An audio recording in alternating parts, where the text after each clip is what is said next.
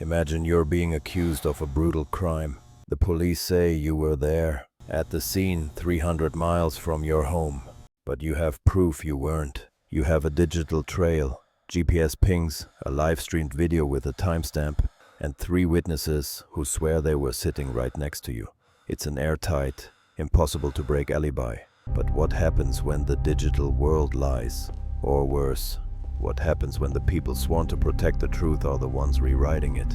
In the world of criminal investigation, an alibi is supposed to be the ultimate shield. It is the physical impossibility of being in 2 places at once. But as our lives become increasingly tethered to servers and satellites, the nature of proof has changed. We are entering an era where an alibi can be manufactured in a basement or dismantled by a corrupt precinct with the click of a mouse. Today, we are conducting a deep dive investigation into a case that redefined the boundaries of digital forensics. This is the story of a man who was technically in 2 places at once, and the detective who had to figure out which version of him was the ghost. We'll explore the dark industry of alibi services, the terrifying ease of faking a digital footprint, and the chilling possibility of police framing through data manipulation. This is Noir Crime.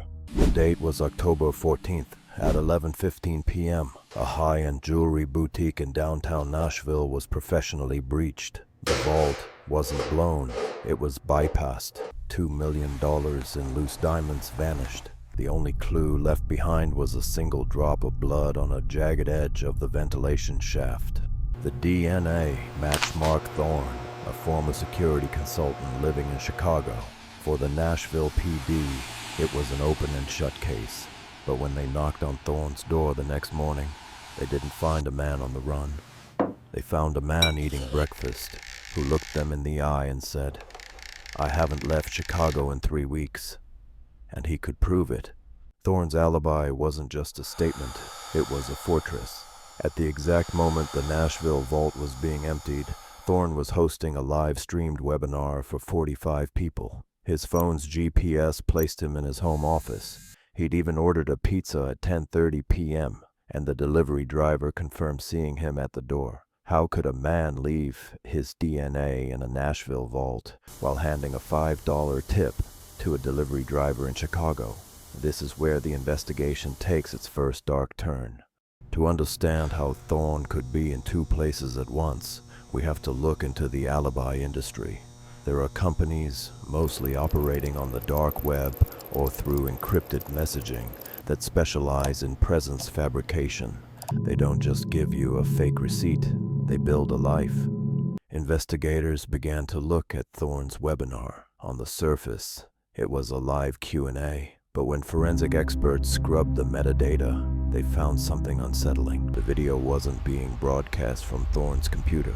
It was being routed through a virtual private server in Estonia, which was then feeding a pre-recorded loop into the stream. The live comments Thorne was responding to, they were pre-programmed bots. And the pizza, the delivery driver, was a friend of a friend, paid $300 to remember seeing Thorne's face, even though the handoff happened through a cracked door in a dark hallway. But there was one thing even the best alibi service couldn't fake: the physical movement of the phone. Or could they? This is where the forensics get terrifying.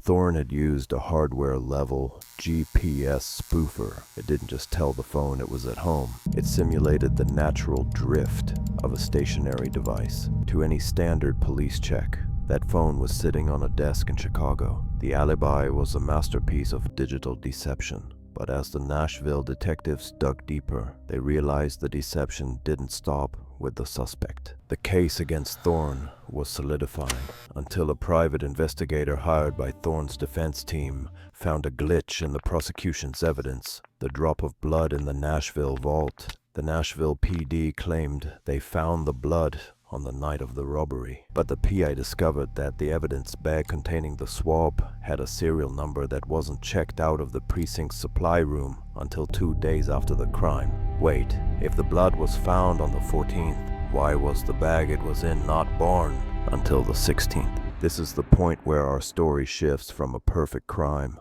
to a potential perfect frame. The investigation revealed that the lead detective in Nashville had a history with Thorne. Years prior, Thorne's security audits had led to the firing of several of the detective's close associates. Was Thorne a genius thief who used digital forensics to hide his trail, or was he a man being hunted by a department that knew how to manipulate the very data used to convict him? The impossible alibi wasn't just Thorne's defense, it became the police's biggest obstacle. If they couldn't break his digital wall, they would have to build a physical one around him. The trial of Mark Thorne became a battleground of experts. On one side, the prosecution brought in data crackers who explained how Thorne could have automated his entire life in Chicago while he drove through the night to Tennessee. They argued that the perfect alibi was the ultimate signature of a guilty man. On the other side, the defense brought in internal affairs specialists. They pointed to the inconsistent timestamps on the evidence bags and the fact that Thorne's DNA profile was already on file in the local precinct from a previous background check. In the end, the case didn't hinge on where Thorne was. It hinged on the integrity of the record. The jury was presented with two versions of reality. In version A, Thorne is a digital ghost, a man who hacked time and space to commit the perfect heist. In version B, the police are the ghosts, haunting the evidence locker to settle an old score. The verdict, not guilty, but not because Thorne was proven innocent. He was acquitted because the digital and physical evidence had become so thoroughly corrupted that truth was no longer a measurable metric. The case of Mark Thorne leaves us with a haunting question. In an age where our location, our voice, and our very presence can be simulated or manipulated, what constitutes an airtight alibi? We like to think that data is objective, that numbers don't lie, but data is only as honest as the person who collects it, and as secure as the person who stores it. Whether it's a criminal using a VPS to hide their tracks, or a precinct using a glitch to secure a conviction, the result is the same: the death of certainty. If you found this deep dive into the architecture of deception fascinating, make sure to hit the like button. It helps the channel grow and allows us to bring you more of these dark, investigative stories. What do you think? Was Thorne a master manipulator, or was he a victim of a high-tech frame job? Let us know your theories in the comments below. We read every single one. And if you haven't already, subscribe to Noir Crime and turn on notifications. We have a lot more cases to uncover. Until next time, keep questioning the evidence.